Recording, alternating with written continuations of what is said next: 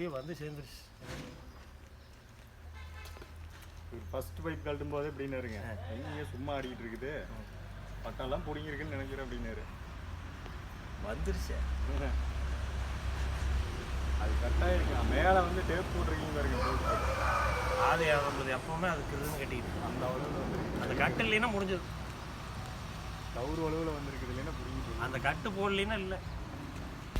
இது எதனால் இந்த மாதிரி கட்டாச்சுன்னு பார்த்தீங்கன்னா, இந்த மோட்டர் மாட்டிக்கிற லொக்கேஷன் பார்த்தீங்கன்னா இண்டஸ்ட்ரியல் ஏரியா. அதுவும் இல்லாமல் மோட்டர் மாட்டி 5 to 6 வருஷம் இருக்குதுன்னு கஸ்டமர் சொன்னாங்க.